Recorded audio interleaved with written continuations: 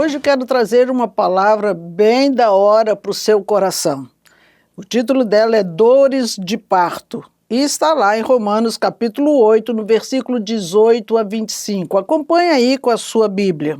Considero que os nossos sofrimentos atuais não podem ser comparados com a glória em que nos será revelada. A natureza criada aguarda com grande expectativa que os filhos de Deus sejam revelados, pois ela foi submetida à futilidade não pela sua própria escolha, mas por causa da vontade daquele que a sujeitou, na esperança de que a própria natureza criada será libertada da escravidão, da decadência em que se encontra para a gloriosa liberdade dos filhos.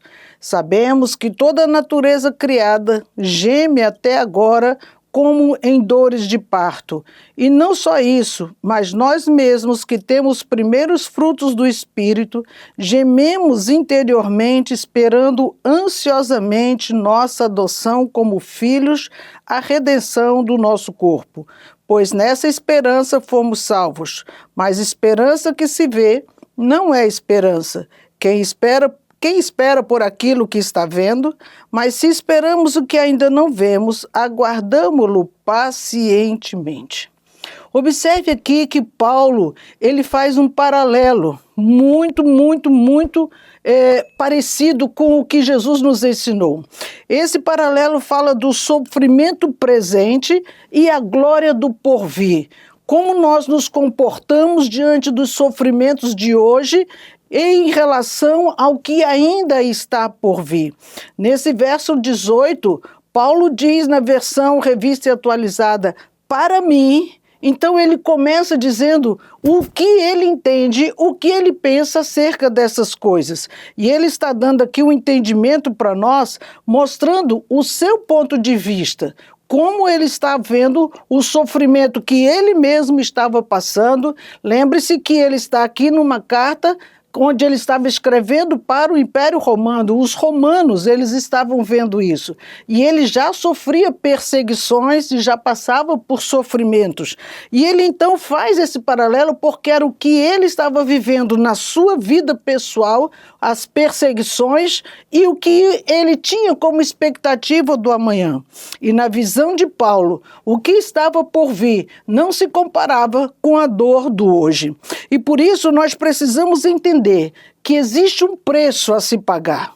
Que preço é esse? Se nós queremos nos identificar com Cristo, nós entendemos que o próprio Cristo também sofreu. Ele também passou por perseguições, ele passou por momentos extremamente difíceis enquanto homem, mas isso para ele não era nada comparado com o porvir. Ele sabia como era o reino, porque de lá ele veio. Ele sabia o que o Pai ia fazer através dele. Então ele se sujeitou a todo aquele sofrimento. Quando nós passamos por alguma dor, por algum sofrimento, nós temos a tendência de nos vitimizar. Eu não mereço, porque eu estou passando por isso ou por aquilo e achamos que o nosso sofrimento é muito excessivo. Mas se você for parar para pensar no que você está passando hoje de dor e sofrimento, não é nada comparado com o que nós vamos ter de recompensa do nosso Senhor Jesus. Por isso que Paulo, ele menciona o sofrimento que os cristãos devem enfrentar. Nós vamos passar sim. A palavra nos alertou, no mundo tereis aflições. Nós não íamos passar por esse mundo como cristãos sem que nada acontecesse a nós. Sim, na dor, no sofrimento, na dificuldade, nós estamos sendo adestrados pelo Senhor. Estamos sendo trabalhados em áreas da nossa própria história, não é nem em relação àquele que nos aflige, mas em relação a como reagimos àquela afronta ou àquela adversidade que está diante de nós. E eu te pergunto, que espécie de sofrimentos são esses que Paulo está se referindo? Observe que no primeiro século, quando a igreja foi formada, o que aconteceu com os cristãos lá atrás? Nossos irmãos foram perseguidos socialmente e religiosamente. A sua fé não foi aceita. A sua forma de adorar a Deus como o único Deus verdadeiro foi muito combatida com os deuses que existiam naquela época. E muitos deles não só foram ameaçados de morte, como também morreram, e morreram de forma bem drástica. Isso quer dizer que se nós queremos servir e seguir Jesus, nós vamos passar por momentos difíceis também. Vamos passar por sofrimentos, talvez por enfermidades, talvez até por cadeias e talvez por morte. Mas deixa eu lhe falar alguma coisa. Isso muitos outros cristãos já estão passando ao redor do mundo. Em muitos países a liberdade já foi cerceada. Eles já não conseguem professar a sua fé e são mortos literalmente por não negar Jesus, por dizer sim ao Mestre, por querer viver essa vida intensa com o nosso Senhor Jesus. Então, para você viver com Jesus, nós precisamos aprender a renunciar muita coisa. E principalmente quando o nosso serviço ao Senhor envolve outras pessoas. O Senhor nos manda olhar com compaixão para o próximo, olhar as necessidades dos outros. Então, às vezes, olhar a necessidade do outro é uma renúncia de algo que seria para nós mesmos. É uma renúncia de um favor que seria nosso, mas nós estamos abrindo mão por outra pessoa muito mais necessitada do que nós. Precisamos resistir a pressões que vão vir sobre nós e sobre a nossa fé. Resistir como? Sabendo que sempre vai ter um preço a ser pago. Você pode me dizer, mas Jesus já pagou o preço na cruz. Ele pagou o preço da nossa salvação. Mas a nossa caminhada por esse mundo exige muito mais do que só a salvação lá atrás, porque é um processo de crescimento na fé. E quando nós estamos passando pelo processo, existe dor. Você nota que quando a criança começa a entrar na sua fase de adolescência, em que há o crescimento dos seus ossos, alguns sentem muitas dores. São as dores do crescimento que os médicos chamam. Então, se nós não sofremos nada, precisamos parar para rever nossa fé. Estamos realmente na trilha, estamos realmente no caminho, porque se Jesus pagou o preço por nós, precisamos caminhar. E nessa fase da caminhada, nós estamos enxergando muitas coisas acontecendo. Paulo diz aqui no versículo 19, a natureza criada aguarda com grande expectativa que os filhos de Deus sejam revelados. Essa frase aqui, desse versículo, ela diz muita coisa para mim. E eu quero compartilhar com você nessa manhã. O pecado, ele fez com que a criação perdesse o perfeito estado que o Senhor formou. Quando ele criou tudo perfeito, mas com o passar dos anos, com o pecado, a degradação, com a falta de cuidado com a natureza de Deus, que Deus fez nessa terra, está deformando cada vez mais aquilo que o Senhor fez. Então, a natureza, ela deixou de cumprir o seu papel original, assim como o homem, quando pecou, a sua natureza foi transformada, ele deixou de adorar a Deus e começou a buscar muitas outras coisas que veio cada vez mais deformar o seu caráter.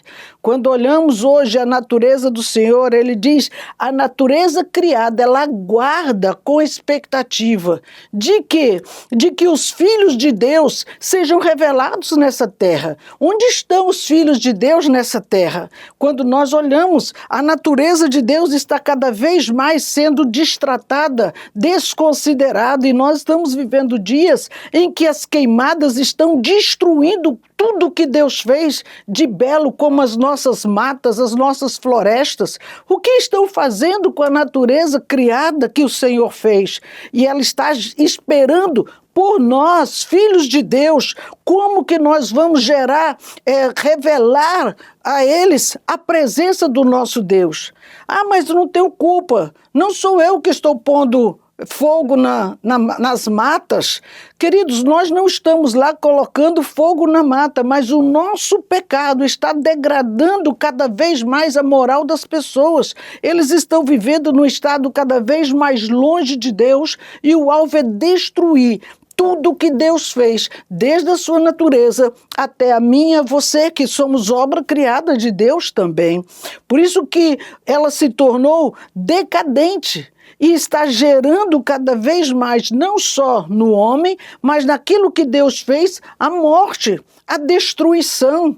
Estamos aqui buscando algo puro que Deus fez, algo que foi para a nossa saúde, para respirarmos, para viver e existir. E se os filhos de Deus não se rebelarem diante dessa situação, haverá uma destruição, sim, geral, porque não estamos zelando pelo que o Senhor fez. Um dia, a criação ela será assim, liberta e transformada, porque essa foi a vontade de Deus, levantar os homens para que eles trouxessem a revelação da divina presença do Senhor nessa terra, do controle de Deus sobre tudo e todos. E você pergunta, mas se Deus tem o controle, por que Ele está permitindo isso? Porque eu e você temos nos silenciado para trazer a revelação do reino de Deus. Falar do reino de Deus e viver esse reino transforma não só nossa vida, mas vidas de pessoas e transforma até a natureza de Deus, porque há poder nas nossas palavras. As nossas palavras, ela tem esse poder de transformar aquilo que não é naquilo que vai ser, daquilo que nós profetizamos para nosso futuro. Um dia essa natureza ela vai ser transformada como um dia o Senhor Jesus pagou o preço para transformar a minha vida e a sua que está aí me assistindo também. Então, até que esse momento chegue, o que vai acontecer? Há uma ansiosa expectativa pela ressurreição dos filhos de Deus. Deus quer restaurar a nossa velha natureza, restaurar você que ainda não teve uma experiência com Jesus, para que você se torne esse canal de Deus, porque quem ama Deus não destrói aquilo que Ele ama, não destrói a sua natureza, não destrói a vida de outras pessoas, não destrói os nossos filhos nas drogas, não destrói a nossa família, Ele não destrói coisa alguma, pelo contrário, quando somos transformados, nós entramos num processo de construção de uma nova pessoa. Tudo que foi deformado durante todos os anos da nossa história, o Senhor começa a nos reconstruir. É algo fantástico, irmãos, como Ele faz. A Bíblia diz aqui nesse versículo 20 a 22, preste bem atenção nesses versículos. Pois ela foi submetida, ela quem? A natureza, submetida à futilidade, não pela sua própria escolha, mas por causa da vontade daquele que a sujeitou, na esperança de que a própria natureza criada será libertada da escravidão, da decadência em que se encontra, para a gloriosa libertação dos filhos de Deus. Sabemos que toda a natureza criada, ela geme até agora com dores de parto. Se há um processo de transformação, observe aqui, queridos, o que esse texto está dizendo, que os cristãos que vivem nesse mundo e que veem esse mundo da forma como Deus quer que você enxergue, o que Ele fez, para que Ele fez, para quem Ele fez, para viver de que forma. Então nós precisamos olhar como está esse mundo fisicamente e como ele está espiritualmente. Fisicamente, nós vivemos numa decadência de destruição geral. É triste você ouvir noticiário e ver várias partes do mundo sendo torrada no fogo, quando nós vimos há poucos meses as águas alagando e destruindo e ceifando milhares de vidas. E hoje nós olhamos espiritualmente esse mesmo mundo, ele está totalmente contaminado pelo pecado. As pessoas estão sendo minadas a cada dia. E Paulo está dizendo aqui, ela foi submetida a futilidades, não pela sua própria escolha.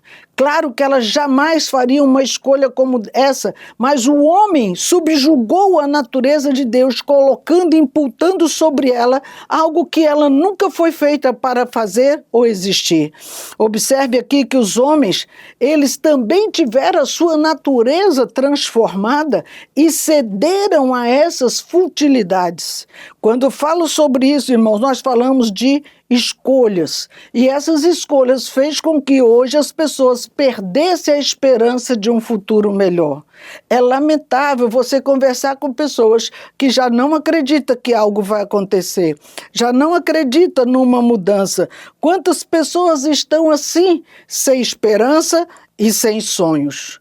Não vai mudar. Não tem como mudar. Esse discurso, ele leva você para trás cada vez mais. Ele te paralisa cada vez mais. No verso 21, ele diz de que a própria natureza criada será libertada. Ela não será mais escrava, ela não vai ficar mais debaixo desse jugo de destruição. A palavra diz que ela será libertada da escravidão, da decadência, daquilo que vai se destruindo gradativamente. Todos os dias algo novo está acontecendo para destruição, para que ela suma dessa terra. Não, ela vai ter sim, ela se encontra para a gloriosa liberdade dos filhos de Deus. Aqui está o escape de Deus para essa natureza e para nós, que precisamos tanto dela para continuar existindo. Essa natureza está sujeita, irmãos, a uma libertação do povo que diz conhecer Deus. Qual é o nível de conhecimento que temos desse Deus se nós não nos envolvemos com Ele para realizar aquilo que Ele deseja de fato que aconteça nessa terra? Estamos muito preocupados conosco mesmo, mas tem muitas coisas acontecendo que precisa da manifestação dos filhos de Deus, daqueles que confiam no Senhor, daqueles que buscam a presença do Senhor, daqueles que Deus colocou como responsáveis para libertar os cativos de Satanás também. Preste atenção nisso, Isaías 61:1, ele diz que o Espírito do Senhor está sobre mim, porque Ele me ungiu. Para que você foi ungido, querido? Para que eu fui ungida? Ele diz que foi para pregar as boas novas aos quebrantados, enviou-me a curar os quebrantados de coração, a proclamar a libertação aos cativos e pôr em liberdade os que estão algemados. Foi para a liberdade que o Senhor nos chamou, nos ungiu, nos capacitou. E você pode me dizer, mas ele está falando de pessoas e não de natureza. Ei, tudo começou com a contaminação da natureza humana lá atrás. E a natureza humana trouxe uma contaminação na natureza de Deus também. A terra está contaminada com tantos pecados, com tantas futilidades, com tantas pornografias, com tudo que foi contrário ao que Deus estipulou desde o princípio. Veja, por conta disso, Deus fala aqui na boca de Paulo algo muito importante para mim e para você. A natureza de Deus está sofrendo dores de parto. Que comparação extraordinária, queridos, porque a mulher, quando ela está para dar à luz, começam as contrações, começa a vir dores terríveis, é como que seu útero estivesse se contorcendo para que a criança nascesse. E aqui está o que Deus quer que você entenda sobre o que a natureza está passando hoje. Ela está gemendo sim, porque ela tem visto que sentimentos que nós estamos tendo em relação a tudo que está acontecendo. O pecado anda tão desenfreado nessa terra que parece que tem algo errado, além dos que vivem nas trevas, mas dos próprios crentes, aqueles que clamam pela presença do Senhor. A igreja, a natureza, ela está sofrendo tanto quanto a igreja e os salvos. E a Bíblia está nos mostrando aqui, irmãos, o que é essa natureza está sofrendo como em dores de parto. Foi colocada uma semente dentro do ventre da mulher e durante todos os meses em que a criança está sendo formada, aquela mulher não está vendo ainda a sua face. Ela ainda não sabe que como como vai ser o parto em si dessa criança, mas há uma esperança de que ela vai nascer dali a 9 meses, saudável, e vai trazer muita alegria. E é o que eu volto na primeira fala que eu comecei esta manhã, dizendo que Paulo faz essa comparação com o presente, com o sofrimento do hoje, com a glória do porvir. Podemos até sofrer durante os 9 meses de gestação, mas a glória do porvir é quando essa criança já estiver nos nossos braços. Deus colocou uma semente dentro do homem para que ele fizesse crescer o reino de Deus nessa terra. Por isso que a terra, a natureza, ela aguarda com expectativa a glória do porvir. Deus espera que os cristãos revelem a glória de Deus. Como que isso vai acontecer? Exatamente como uma criança que está no ventre de uma mãe. Ele vai crescer a cada dia do seu crescimento com Deus, cada dia em que você vai sabendo um pouco mais da palavra de Deus, é como a criança que cresce no seu ventre. E o extraordinário é que você sabe que é um tempo, tem um tempo determinado. A natureza está sofrendo, a humanidade está sofrendo, mas deixa eu lhe dizer algo extraordinário. Tem um tempo determinado por Deus para isso acontecer. Assim como a mulher sofre, espera 9 meses para que seu filho venha, assim como vem dores de parto, hoje a natureza já está gemendo com dores de parto. Isso quer dizer, está próxima a nossa redenção, está próximo o nosso livramento, está bem pertinho de nascer um novo tempo, onde o Senhor Jesus vai restaurar esta terra, um novos céus e nova terra, onde Ele vai restaurar a sua igreja como um todo, onde será levado o povo de Deus para cá, para os céus. Por isso, deixa eu lhe dizer, não esteja pessimista diante do que você está vendo. Hoje nós estamos sofrendo com esse ar tão pesado, estamos sofrendo com tanta fumaça na nossa cidade, mas saiba de uma coisa, há uma glória futura por vir. Deus está agindo em favor do seu povo, sim, e eu creio que o Senhor fará descer uma abundante chuva sobre a nossa cidade e algo vai acontecer, onde nós vamos ver aquilo que o Senhor fez. Ah, mas isso é uma esperança. Deixa eu te falar uma coisa. Nós precisamos crer na esperança. Minha esperança, irmãos, não é aquilo que você está vendo. O que você vê é muito simples, mas nós precisamos esperar naquilo que os nossos olhos não estão vendo. Assim como nós aguardamos o dia do nascimento dessa criança que está no ventre, mas nós não estamos vendo ainda, mas sabemos que ela virá.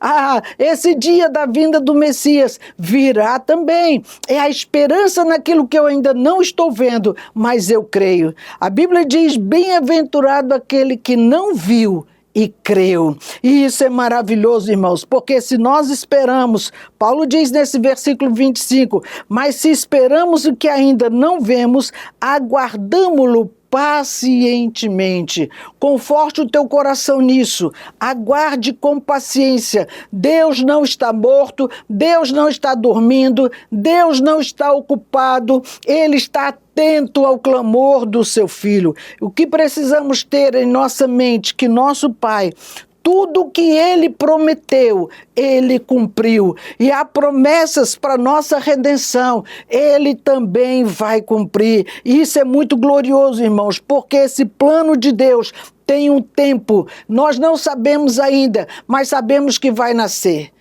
Ah, são 9 meses, é o seu tempo. Não, mas você não sabe nem o dia e nem a hora. Ele pode antecipar 15 dias ou depois do parto normal de uma mulher. O tempo de Deus, Ele também sabe o dia certo em que Ele vai fazer todas as coisas acontecerem. Então, em vez de você se tornar um filho impaciente, vamos esperar que o plano divino de Deus, ele se cumpra, confiando plenamente que esse Deus é fiel para fazer muito mais do que nós estamos pedindo. Deixa eu te falar mais uma coisa. A esperança que temos é que essa palavra de Deus, ela se torne inabalável dentro de nós. Olhar o tempo ruim, olhar a escassez, olhar o sofrimento, olhar a dor, olhar a necessidade, isso não pode nos abalar. Vamos nos manter firmes, guardando o invisível de Deus acontecer. Tem 4 características que eu quero concluir falando sobre elas, que é para nos ajudar a guardar e esperar esse dia do nosso Deus. E a primeira coisa, reconhecer que nós estamos gestantes. Mas eu sou homem, mas você pode gestar o seu sonho. Aquilo que Deus depositou dentro de nós, aquilo que Ele colocou para ser concebido através de nós, irmãos.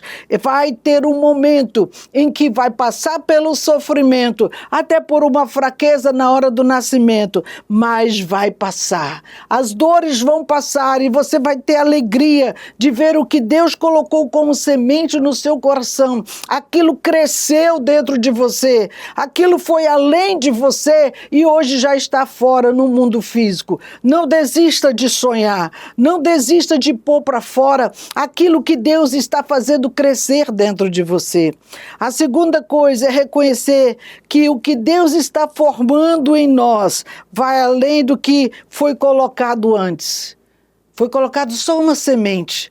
Dessa semente, para o dia final de nascimento, grandes coisas aconteceram nesse período. Então, o estado final não é igual ao estado original. O que você vai contemplar não é a sementinha que foi colocado antes, mas já são os resultados, já são os frutos. A terceira coisa, reconhecer que aquilo que Deus está formando, mesmo que seja por meio da dor, mesmo que seja pelo meio do sofrimento, nós estamos sendo forjados para chegar do outro lado ileso. A dor vai passar, o sofrimento vai passar e vai ter só a alegria dos resultados.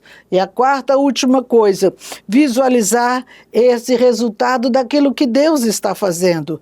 O que eu vou visualizar? O dia do nascimento, o dia da vitória, o dia em que eu vou visualizar de fato, com muitos detalhes, tudo aquilo que Deus fez nascer nesse tempo de espera. Uma nova natureza, a criação de Deus respirando outra vez, nós voltando à normalidade da nossa história durante o tempo dessa terra e Deus realizando a sua obra através dos seus filhos. A natureza aguarda a manifestação dos filhos de Deus. Se você é filho de Deus, ela está esperando você.